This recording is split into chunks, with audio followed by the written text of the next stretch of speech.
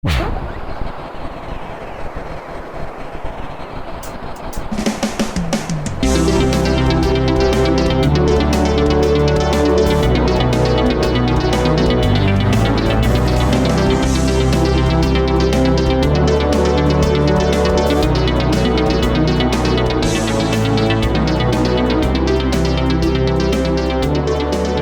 there, everybody. Welcome back into the Star Wipe Lounge, where this week we are celebrating episode number 50. Woohoo! 50th episode spectacular. And there's our requisite woo. That is kind of a... I mean, the fact that we've made it to 50 episodes is pretty cool. Yeah, because, I feel like we do this, and I feel like pretty much everybody does this, where you're like, yeah, we're going to do something, and maybe you do it for a little while, and then you just stop. Yeah, you peter out, you lose momentum, you get tired, you know. But we've managed to make it to 50, and there have been some times in there where it's looked like it might be stopping. Yeah. You know, we've had, big breaks and all that sort of stuff, although recently we've been super consistent. And I know that I personally really appreciate that. We've been very consistent. We've been seeing a lot more movies. I saw a movie last night. Which you should start off the episode by giving your general... Little quickie review. I was really excited for this movie. It's called The Dead Don't Die. I'm excited to see it. I'm going to see it this next week. By Jim Jarmusch, who I was gushing about in our Patterson episode. And starring basically fucking everybody. Basically everybody. It's got Bill Murray. It's got Adam Driver. It has Selena Gomez. It has Iggy Pop is in it. There's just a ton of people in this movie. Steve Buscemi's in it. Danny Glover's in it. Awesome. There's a lot of really famous actors in this movie. I would describe this movie as delightfully weird and quite funny. There's some strong meta humor weaved in there. The pacing was kind of jacked. And there's a lot of plot threads that don't go anywhere, but I found it highly enjoyable. Cool. I know the reviews on this are mixed. I think it's got it's about 50-50 split on the RT right now. This is one of those rare situations where I actually have not seen any critical takes on it. I didn't see any critical takes until I saw it. Yeah. Well, because normally I have to pay attention to that sort of thing with big blockbuster releases, but this is not a tentpole film. No, definitely so not. I haven't really been paying attention to it at all. So I'm excited to go into it sort of pseudo blind. Oh, another thing, best part of the movie was Tilda Swinton for sure. I find that she is usually the best part of whatever film she's in. Definitely the MVP of the movie, and it solidifies my opinion that Adam Driver is fantastic. Love Adam Driver. We are big fans of Adam Driver on this podcast. We had a 2 or 3 week span where we talked about him a lot. Yeah. There's a little Star Wars joke in the movie. Cool. Yeah.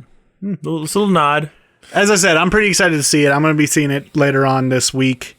So I'm excited. After I get paid, that's one of the first things I'm doing is I'm going to go see that movie. So this week, though, we're going to be talking about it as part of the proper episode. We're talking about films where our opinions of them have changed over time. Either going from liking a film to hating a film, or hating a film to liking a film, or thinking a film's okay to, hey, this film's actually pretty good, et cetera, et cetera, et cetera. Yeah, it doesn't need to be massive swings in opinion. Yeah, just whichever way the opinions have swayed. We're just going to kind of talk about the ones that stand out to us, that maybe surprised us a little bit, that they have changed, or just that we think are noteworthy to talk about. So I totally forgot. I have not introduced ourselves. I am John, and this is Owen. Yeah, I feel like episode 50, you're either in it or you're not. If you're just tuning in now to our 50th episode, welcome in. Although I will say, 50th episode, this is a big milestone for us, not only because, as we pointed out, it's kind of a big deal to have gotten this far, but also episode 50 is where we're going to start distributing in a few more places that you might not necessarily be thinking about. We have a website coming within the next couple of weeks. I'll have more information on that when we get there. And this episode is going to be one of the first ones where we are posting it onto a new YouTube channel. It's going to be audio only, no video, but it will be posted to the Cinelink YouTube channel from here on out. Nice. So this is also literally the first time I have ever mentioned Cinelink to anyone outside of like me and you and like one other person. So you can check us out there, YouTube. Just search Cinelink. We aren't big enough yet to have our own URL. Otherwise, we'd have that for you. But so you can check us out there in addition to all the other platforms and the website when it eventually gets up. So those are our big announcements. Now let's get into the proper episode. Yes. How about you? You go ahead and give me your first one. So for me, a lot of these boiled down to me as a kid, or like between the ages of 8 and 14. Movies I saw as a young person who at the time I really liked, and then as I developed more critical eye, more interest in filmmaking, more interest in storytelling, they kind of... It's sort of...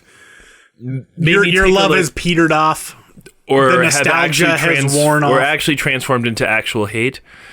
I'm going to start off with Godzilla 1998. Oh, yeah. That was one that we discussed when we had a little meeting thing yesterday. That is a movie that I think we both really enjoyed it because, it's worth noting that film came out. We were 8 years old. 8 years old. I want to stress that we were real little kids. I was an 8-year-old kid who loved Godzilla. Yeah, you were a big fan of. You were a big fan of the kaiju. I was so hyped for that movie to come out. I watched it. I didn't the spectacle of it at the time. It was 1998, a big monster destroying New York in the movies I was used to was dude in a rubber suit, destroying models, and this at the time looked really good, really, really good. Despite because you get that 1998 CGI, Puff Daddy's doing a song for it. It looks great, despite the the redesign of Godzilla himself. I actually here's the thing. I don't hate that design for a monster. I don't like it for Godzilla. Yeah, I mean, for what they were going for in the movie, that it was basically an irradiated iguana. Effectively, it's like a giant Komodo dragon is kind of the thing. For what they were going for in the movie, the design was fine, whatever. Mm-hmm. It doesn't really feel like Godzilla. But then, I even had toys and shit from that. I remember one of them. I had a little flashlight that was Godzilla's head. Yeah, I remember that. And then it you turned it on, it looked like he was kind of doing the breath thing, and then you hit a button. Did he do the breath in the movie at any point in time? Not really. There's a moment where I think the helicopters are chasing him through the city. And then there's a shot where the helicopters turn the corner and he's there, and then starts it, and you see fire start to come out, and then it cuts away. So he doesn't really do the breath in the movie, which again, I think it was Godzilla Final Wars in 2008 made a joke about it because there were these aliens who were basically summoning all of the monsters that they possibly could to try to defeat Godzilla. And at one point, it summoned a monster called Zilla, just Zilla. That looked just like it. Because it was said that movie took the god out of Godzilla. And so it comes down, and it's literally a 2-hit fight. It's Godzilla swings his tail, bats it away, and then blasts it with its breath. And there's a line, I'm not sure if it's from the same movie, but there are these two Japanese military guys. And one of them whispers to the other one, it's so the attacks in New York City were Godzilla, and the guy's that's what the Americans are saying, but our experts have our doubts. Yeah, I think that was Final Wars. But you watch it again as I think I saw it again when I was maybe 17, 18, and you just realize just how poorly it's written, how poorly it's acted, how poorly it aged. Oh yeah, it aged so horribly. The special horribly. effects was so bad. It was mostly the performances. Yeah. And this being a pre 9/11 disaster film in New York, it's kind of, some parts of it are hard to watch through that lens.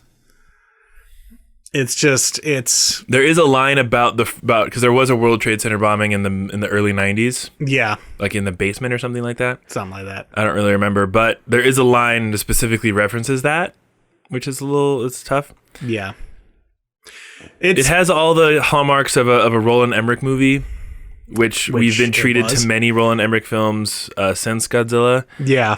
There's definitely a formula to it. A lot of over-the-top shit, a lot of shit that makes no sense, a lot of really poorly written dialogue that's poorly delivered. I will say the best part about that movie is Jean Reno. Jean Reno. And all the French dudes. The Jean Reno, or as I like to call him, the French guy in every movie. Needs a French guy. At least for a period. Or Leon the Professional. I don't think I've seen Jean Reno in anything in a really long time. I haven't either. Wonder what that dude's up to. The last thing I remember him in was that Onimusha game. Yeah, which is weird. That is weird. Yeah. And then the third act of that movie turns into basically the third act of Jurassic Park. Yeah. Because and there's so many Jurassic Park like ripoffs in that movie.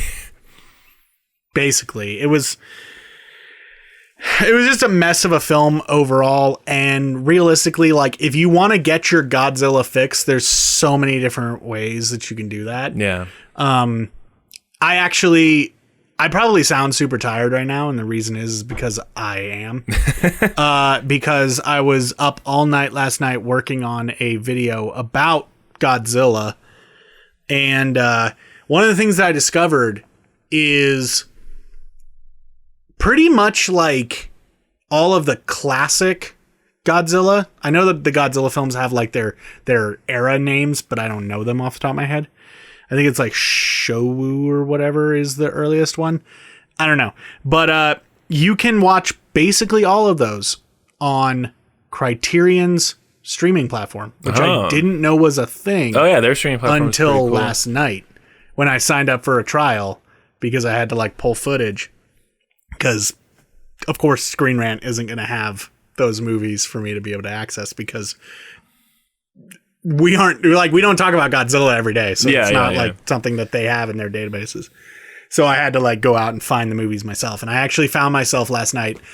The video probably took me longer than it should have because I found myself sitting there like watching scenes from all these movies. And I'm just like, wow, I should probably sit down and watch all of these old Godzilla films. I mean, if you want to, you can watch them. But yeah, that's a prime example. There's going to be a couple more examples from my end of like younger me really just enjoying the spectacle of a movie and not really being able or having the capacity to think critically about it. Yeah.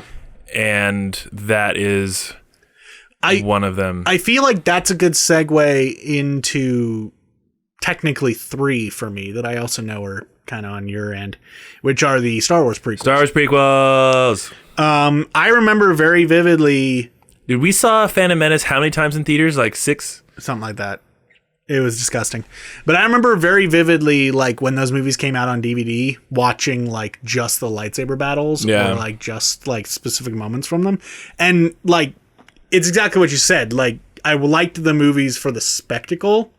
I feel like, though, even as a little kid, I recognized that these movies weren't very good.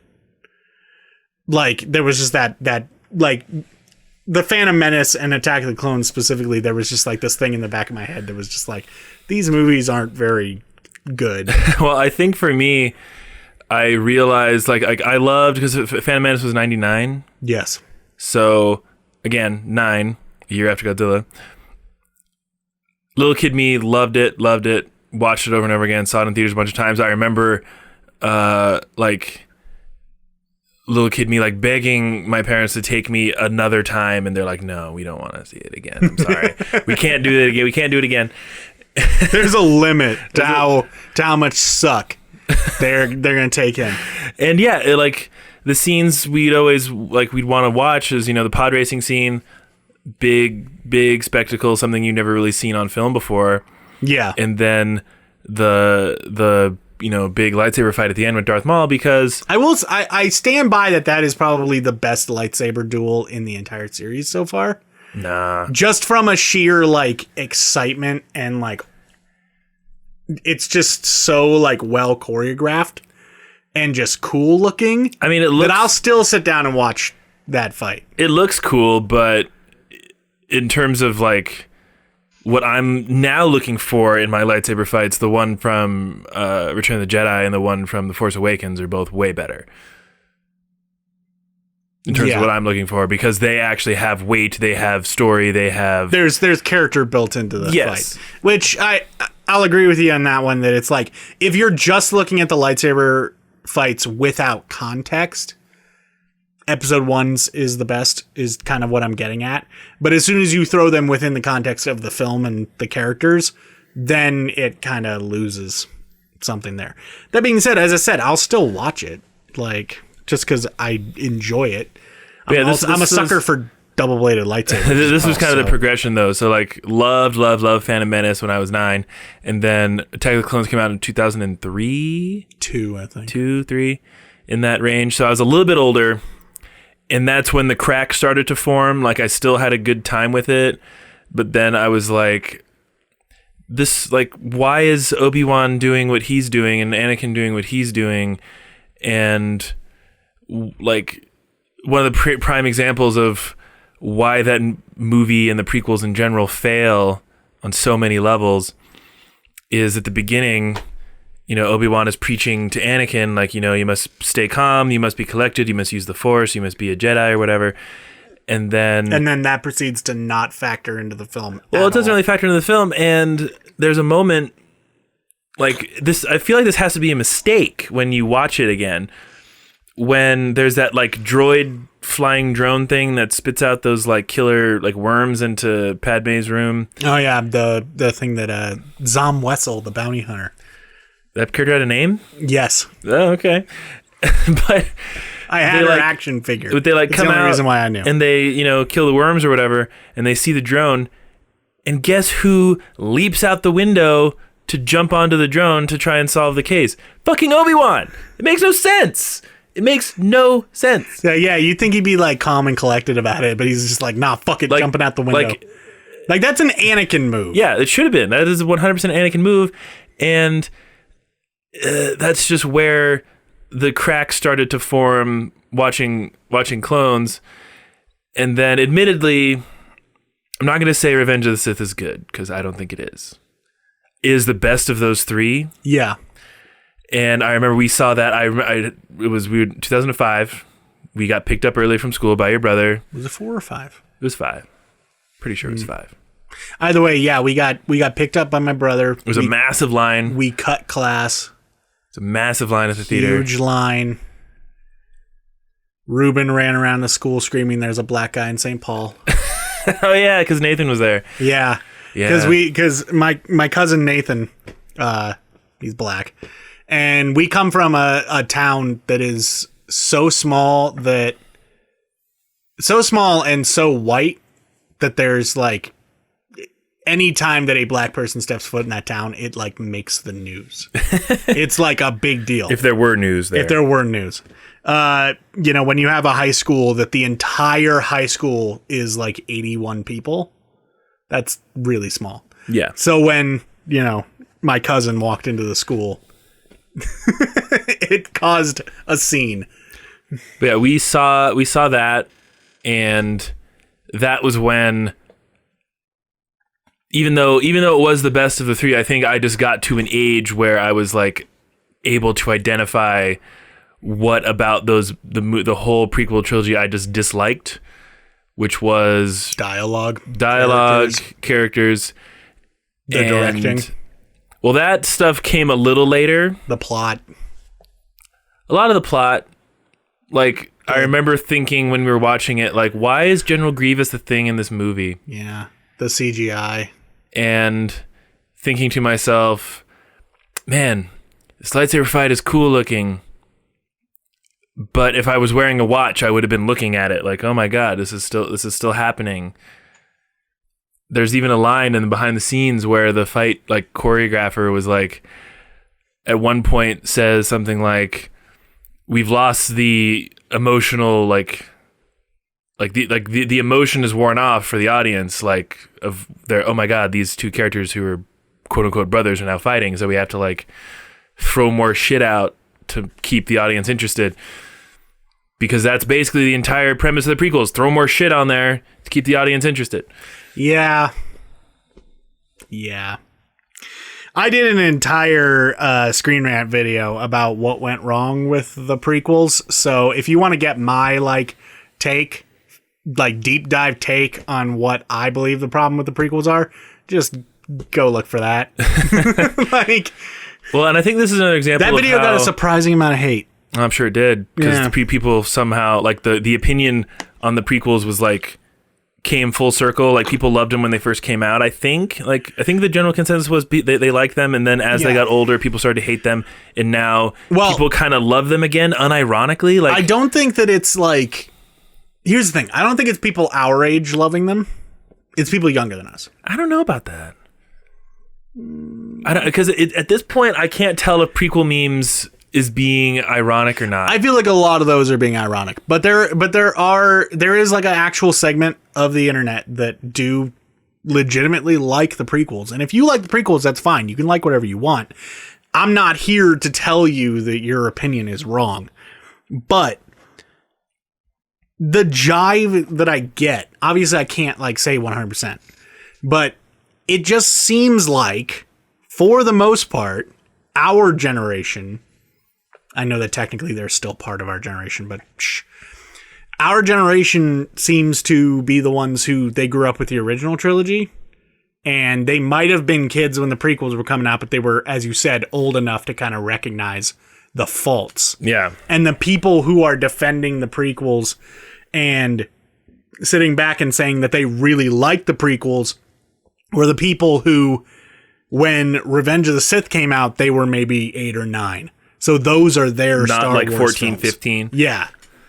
Yeah, I mean, I remember not kind of being put off by Revenge of the Sith and Attack of the Clones, and it's another one of those examples of at least for me, the more I learned about filmmaking and storytelling and all these things, I finally realized the main culprit for me was the use, we talked about this a little bit yesterday, the use of blue screen and green screen for everything. Yeah. It's made it feel really sterile and lifeless. And I feel like the perfect visual metaphor for those movies as a whole is Camino. Yeah. That is such a hyper sterilized place, but the thing is that the entire trilogy feels that way. Feels like that. There's no grit to the entire prequels. They barely used any real sets. Yeah. Barely any. It's a bummer. And you watch something that does heavily use CGI, but is done in such a more deliberate way. I'm looking at your DVD shelf right now, and the Blade Runner 2049 is staring at me. Yeah. And that movie heavily uses CG. I mean, sure, it came out many, many years later, but if you look at how they shot it, how they did it, there was so much. There was an effort to maintain that physicality to things. There's scenes of just people sitting in a blue screen room, just reverse shot, talking to each other. It's so boring, stale, lifeless, sterile. He's talking about the prequels, not Blade Runner. Not Blade Runner. No, Blade Runner. Long-time listeners of the podcast will know my opinions on Blade Runner. Yeah, we did an entire episode basically gushing about how great it was. Because it is. So it's a masterpiece of cinema. That's definitely primo example of, enjoying a movie for its spectacle when you don't fully grasp or care. Maybe I'm sure some people just don't really care that much about the craft. Yeah. Of the film, the craft of the story. I feel like the kind of people who are going to be listening to the Star Wipe Lounge aren't necessarily that kind of person. Yeah. Because I feel like if you're at the point where you're listening to a podcast done by two douchebags in one of their bedrooms, You're starved for more film content. you're probably pretty into it, and you're probably my mother. Actually, my mom doesn't even listen to this podcast. But just like, I get what you're saying though, is that it's one of those things where it's like, probably if you don't have a full grasp or really care about the craft, that it would be really easy to let a lot of the problems with that film slide. Yeah, like we those talked films. about. This is the last thing I want to say about it. That's a prime example of something that people might not notice who just don't either care or realize, is the General Grievous shot in Revenge of the Sith when he pulls out his lightsabers and like gets ready to duel Obi-Wan. And how they shot it was just Ewan McGregor's just looking at a green wall, and they put something on it to give him his eye line, and that was it. Yeah, it's him completely alone on like a complete green set. Which With like nobody around. no, just a camera pointed at him and like, here, there's your eye line. Look at that, and we're gonna roll. Okay, go. So To Ewan McGregor's credit, he tried. he tried his Real hard. damnedest, and he got a lot of love for it, deservedly. Yeah, I still stand by. And as I said last night, I still stand by that if they were ever going to do an Obi-Wan show, an Obi-Wan movie, I know there's been some talk about it, let him do it. Because he can do it. He's a good actor. He just got kind of the raw end of the deal. It's sort of how I feel. How I feel about against lifeless CGI the entire time. it's sort of how I feel about Hayden Christensen too. I know that he can act. I've seen it. Like I've watched movies with him in it where he's like actually acting. And he just got the raw end of the deal. He got bad dialogue. He had to act against nothing, as we pointed out. Like, that's tough for anybody. Yeah. I mean, if a movie series can make Natalie Portman look wooden, like fucking Natalie Portman is very man. talented, but in that shot, like Grievous does this like weird, like he swings all these lightsabers in front of his face, fan blade lightsaber spinning thing. and he just doesn't react. And you know, You could just be like, oh, Obi-Wan, he's so like stern in the face of adversity. It's like, no, he just doesn't physically see what's happening. exactly, like, and so that's to me an example of something that I notice now because I'm super interested in this shit. I want to do this shit for a living. I sort of kind of do in a very small tangential. I can speak. We work in the field. So that's the stuff that I notice that other people might not, that make me really dislike those movies. And I don't want you like people to think that like we just hate all CGI. No, it has to be. That's not true. We don't hate all CGI. It just needs to be like there needs to be a reason for using it, and it needs to be executed properly. Well, and think about a movie series that came out kind of along the same timeline as the Star Wars prequels, Lord of the Rings trilogy. Yeah. That had fucking masterful use of CGI and hold up to this day. I think people love them more now. Like the more time passes, the more people love the Lord of the Rings trilogy. And if you compare Lord of the Rings trilogy to the Hobbit trilogy, another one that kind of overused CGI to an extent, you have so much more love for the Lord of the Rings trilogy over the Hobbit trilogy. Speaking of the Hobbit trilogy, I will point out that my opinion of the Hobbit trilogy has changed, but not because of the film itself. So let me just preface this by saying The Hobbit is my favorite book of all time. I love The Hobbit. I've read it so many goddamn times that I'm at a point where I can read that book in an afternoon because I can just skim passages because I know what they say. It's very good. It's a fantastic book. So when the Hobbit trilogy was coming out, as soon as they were like, yeah, it's a trilogy, I was already out. I was already out. I was like, I'm good. I saw the first film in theaters and then I proceeded to not see the other two. Same, exact same. I have seen the second one just like in passing with my parents having it on and stuff. So like I've seen all of the parts, just not all assembled. I have not seen the third film like basically at all, except for the content that has been kept within the numerous fan edits of that trilogy. Because to the credit of the fan community, as soon as those films were all released, within days, there were edits of that trilogy putting it into one movie. Just cutting out all the unnecessary wasn't the main shit. one the like Unexpected Journey? Is that what that's called? I forgot what it's called. There's two like major like fan edits. The two like main ones that I recommend are An Unexpected Journey. That's one of them. And then J.R.R. Tolkien's The Hobbit, which is my favorite. Oh, There and Back Again would have been a good name for a fan edit. I think there is one called There and Back Again. That's what I would have called my fan edit. J.R.R. Tolkien's The Hobbit is 4.5 hours long, I think. And it does about as good of a job as you could physically do without requiring reshoots to cut out like the unnecessary stuff. Like Evangeline Lilly's character, just not there. Like at all. She's in the background in a couple of shots, but that's just because you can't remove her from the background without getting a clean plate. Like, I suppose if you took long enough, you could probably digitally remove her, but that's a bit excessive.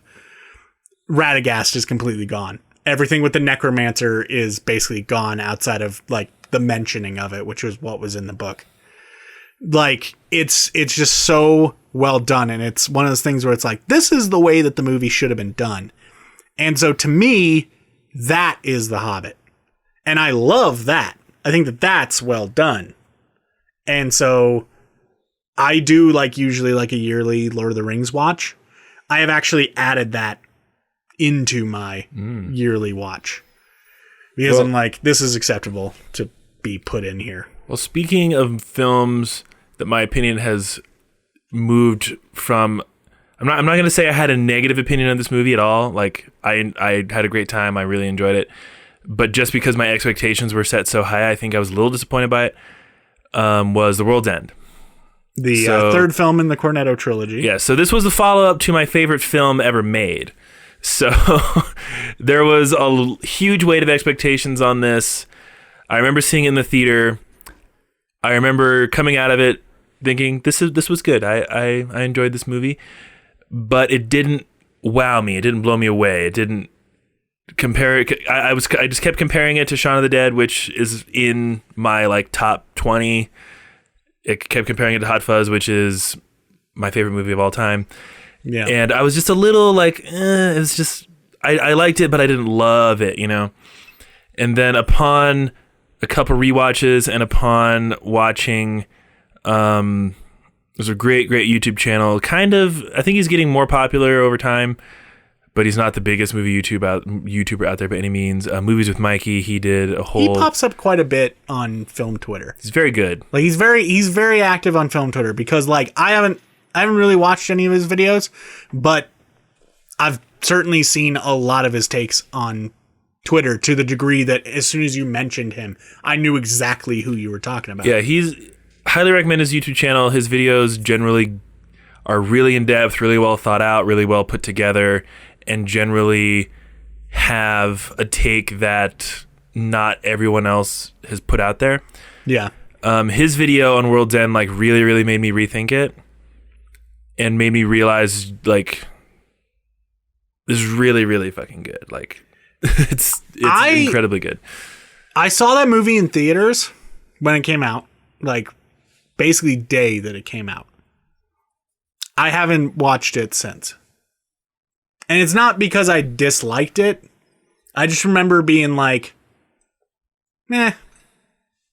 that's the weakest of the trilogy. Yeah. So maybe I should go back and revisit it because I am such a big fan of Shaun of the Dead and Hot Fuzz.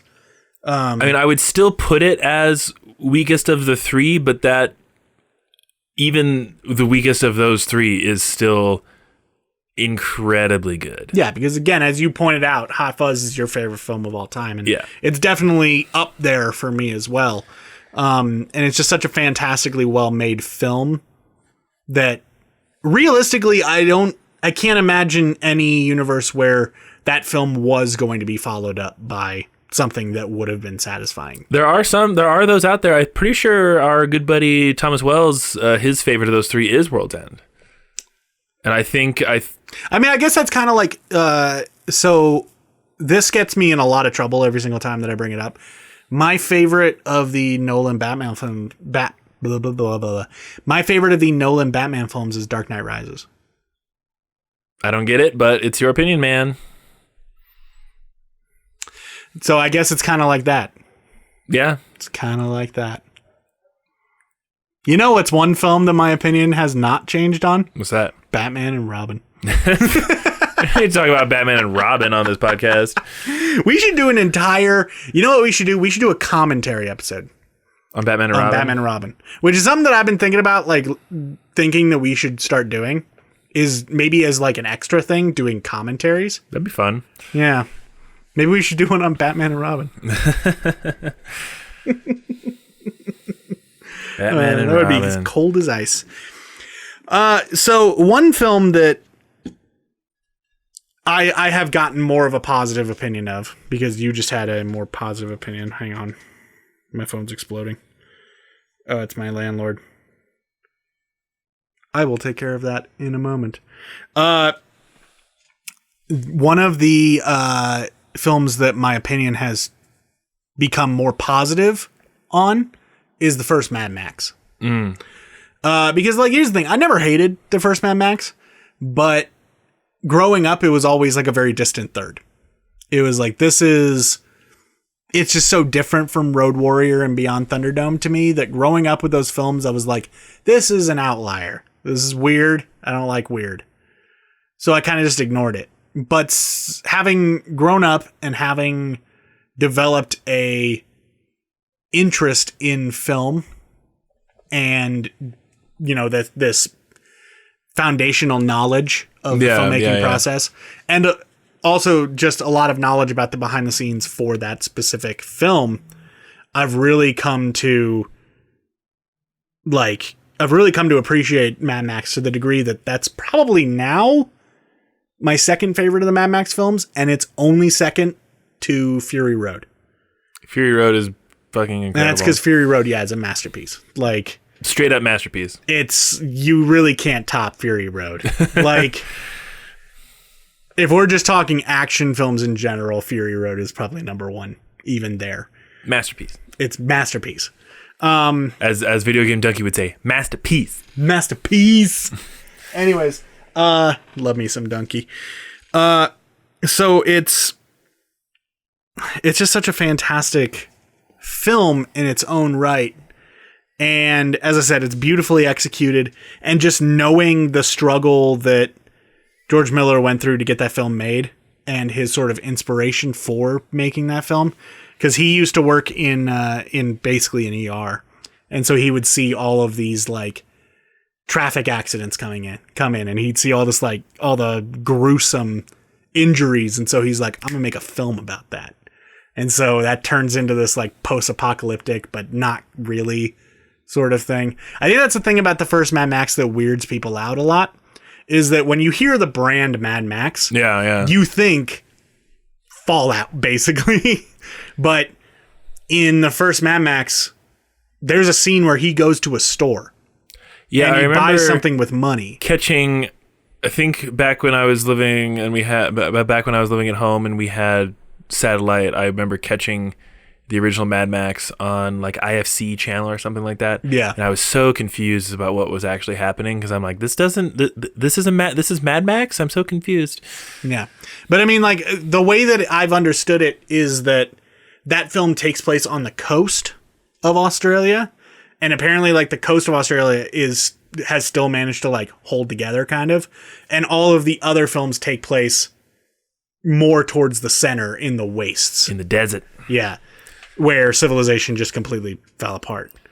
So that's kind of the way that I think about it. I I've talked about it on the podcast. I'll talk about it again. I subscribe to the fan theory that the first Mad Max is the only film that for sure happened, and all the rest of them are tall tales and legends that are told by other people. Because the first Mad Max is the only Mad Max film where there isn't a narrator. Because Road Warrior has a narrator, Beyond Thunderdome has a narrator, and Fury Road has a narrator. No, I didn't even think about that. And in fact, Beyond Thunderdome, straight up, you know for sure that it is somebody telling a story to somebody because they illustrated it at the end of the film. And for instance, there's overlap between characters that would be like, if this is a similar legend, you would have characters that are kind of similar but aren't the same person. Yeah. So like in Road Warrior, there's a guy who's played by one actor, I forget his name, and he's like a pilot. And then in Beyond Thunderdome, he runs into a character who's played by the same actor who's also a pilot but doesn't know him. So it's like, is Beyond Thunderdome and Road Warrior the same story told just differently? Like a variation on a legend? It's an interesting thought. And it colors your vision of the whole I've not really series. thought about the lore of Mad Max that much. Well, because all of the films are so not interconnected, disconnected, that it would be like real easy to just be like, these are just random stories. Yeah. And to the degree that like he wrecks the last of the V8 interceptors like 6 times throughout the series. Like Road Warrior, it gets completely totaled. Then in Thunderdome, he's using it as like a carriage. And then magically in Fury Road, it's perfectly fine at the beginning of the film, and then he wrecks it again. Like, and he wrecks it at the end of Mad Max too. Like, where this car is... He's just actually an expert mechanic. I guess. Here's another one that I remember watching at a fairly young age, maybe not like as young as prequels or Godzilla, but I think probably like early teens, and I just did not get it at all. And then I saw it again probably when I was like 20, 21, and then I got it, and I loved it, is Starship Troopers. Oh, yeah. Like, that movie is low-key brilliant. Yeah. Like... It's so good and so like subversive in so many ways. And when I was a kid, I just did not understand it at that level at all. And I just thought it was some like weird ass, corny, like action movie. And I really didn't like it. And then you watch it again and you get all those like subtextual things, like all the like military, like jingoistic, almost like fascist level. Oh, it's straight up fascism. It isn't almost fascism. It is fascism. And like invading this alien planet and like capturing the brain bug, and like doing this big cheer and all like the weird like propaganda vignettes with Neil Patrick Harris and stuff. And just the idea that when you really think about it, there's probably a very high chance that the entire plot of that film is based on a false flag attack. Yeah. Because it's like, when you think about it logically, it's like, how did the aliens attack Buenos Aires? This doesn't make a ton of sense. So it just seems like they just needed... And there's... Some of the later films explore the idea that, like, that the bug war was done because society needed a war to stay together. Because at the beginning of Starship Troopers, it's mentioned that this like renegade group of humans who were basically like went into self-imposed exile because they didn't want anything to do with society were killed by the bugs. And like you see a bunch of like news reports about these colonists on a different world being killed by the bugs. And it's like, were they killed by the bugs? Were they really? Were they really? Yeah, and it's like I said, it's low key brilliant, and it's one of those.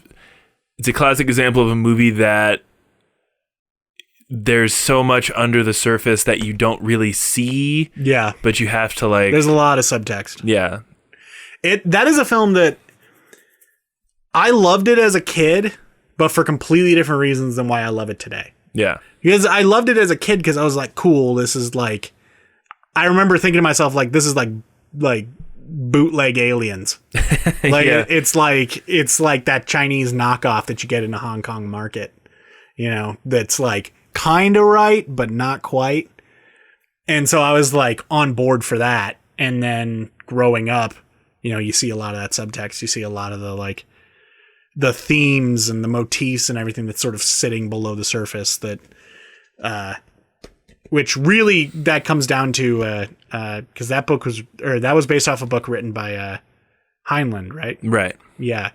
And I know that the book and the movie are like quite different from what I remember, but just as a writer, he had so much to say. Yeah. And so many of his books were kind of just like that, where there was a lot of like that sort of under the surface. If you read deeper, it got a lot like darker and a lot heavier. Yeah. All of those like propaganda vignettes are so well executed. Oh, yeah. I do love that.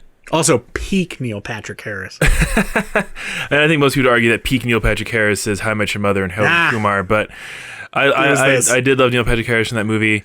It did give us we have a sort of like weird history with the character of Johnny Rico.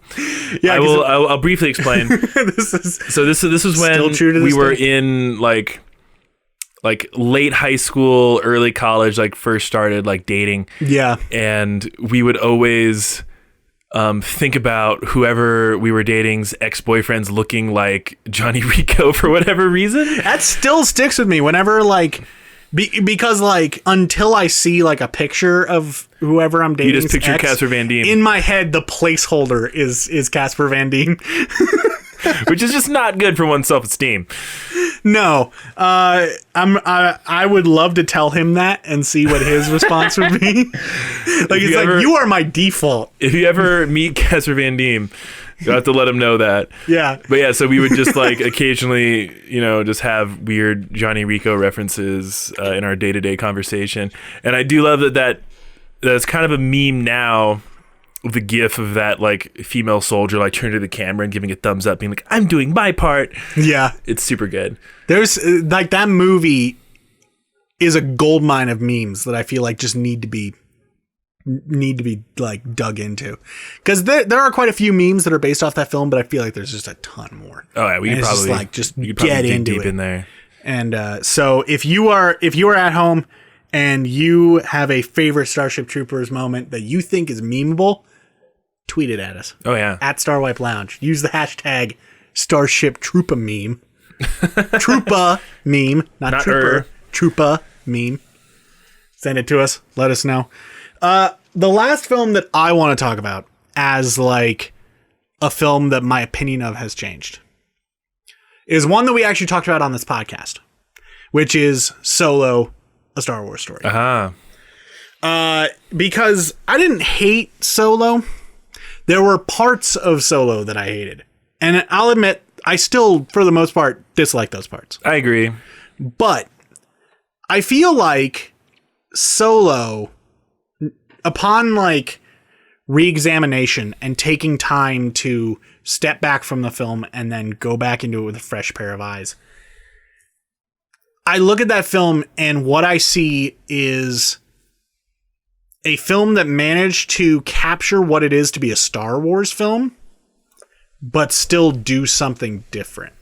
Yeah, that was my like. If I remember correctly, when we did our review episode, I generally had.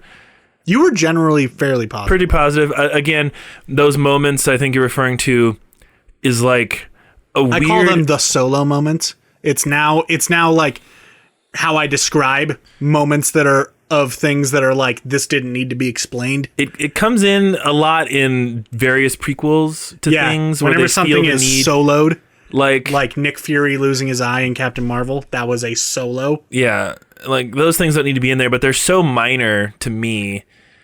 I'm able to brush them off pretty easily, despite how dumb they are. See, I'm a huge fucking nerd, so I can't brush them off as easily. But yeah, I would agree that it captured some of the essence of Star Wars without Jedis, with minimal Empire involved. Like the Empire shows up only at the end, and they aren't really like too big of a factor. They're not the villain of the movie. No. Which, I mean, like, here's the thing: is that I still stand by that I preferred Rogue One, which was very, like, just by its very nature, rooted in the Rebels and Imperial stuff. But it showed us a side of Star Wars that we hadn't really ever gotten a chance to see, which was the actual war part of Star Wars, as opposed to just Star Skirmish. Yeah. Like, it felt like a war movie. Like, people were dying. Characters were dying. All of them died. That was the big thing about Rogue One, is I remember watching it and just going, oh shit, they're just straight up killing people. And then, yeah, at the end, it's like, oh, they just killed everybody. Like, none of them are coming back. I guess Jyn isn't Rey's mom. Because that was a theory for a long time. It's just... But Solo, you know, again, I didn't hate it. I just was very much like, I could take it or leave it. But now I'm kind of like, you know, yeah, I'm good with this. I will own this on Blu-ray. I don't, but I would. So that's kind of where I stand on Solo. Yeah, I think it just got a weird amount of hate. I think it came out after Last Jedi, right? Yes. I just think general public opinion, not general public opinion, but like the internet's opinion. It was largely soured by Last Jedi. And so that came out and people were like, Star Wars sucks now. I still do stand by that is a film that literally nobody asked for. Nobody asked for Solo. No. I didn't. I enjoyed it a lot, but I did not ask for Solo. I didn't ask for Rogue One. No. But like, it's there, I don't hate it. I actually rather enjoy it. That's where it stands. That third act is like peak Star Wars. That third act is good. That third act is awesome. I wish I could fucking see what was going on in certain parts, but like, that's a whole other discussion that we already had. Yeah. But is there any other film that you feel that you'd like to bring up? I'm racking my brain right now. I talked about all the ones that I wanted to make sure that I did talk about. I don't know. I think this is just an example of, as you age, as you gain more experiences with anything, more life experiences. For me, a lot of it was just like learning more about filmmaking, learning more about storytelling. It could be even a kind of mundane thing in your life can kind of change your opinion on a movie. So if you saw a movie many, many years ago and you hated it, maybe give it another shot. Maybe. It's just kind of like, maybe you hated asparagus as a kid. Maybe give it a try now as an adult. You might like it. Yeah, I mean, in my case, I don't, but I tried it. For some reason, I was never a big fan of bell peppers, and now I'm putting it in all my food. Right on. All my food. Right on, brother. It's strange. And if there's a movie that you remember loving as a child, maybe try it again just to see. Yeah, maybe rewatch the film with a critical eye. Like, try to take off the nostalgic goggles and just watch the movie as a movie. But one more real quick. I'm just gonna mention it. American Pie. Ooh. Does not hold up. No, it really doesn't. I think that was like that generational teen comedy, and then Superbad came along and was just like, we're gonna make a way better teen comedy. Yeah. I think it's also like a generational thing, largely. And you talked about that on your Booksmart review, where it's kind of like American Pie was for like your sister and my brother, like their age. And then, Superbad was for us. It literally came out when we were 17. Yeah. And so like Booksmart is for this newest group of kids. Yeah, but there's a lot of stuff in that movie that's just like very questionable if you watch it today. Especially, I mean, not gonna lie, when I was a youth, I very, very, very much enjoyed watching that Shannon Elizabeth scene.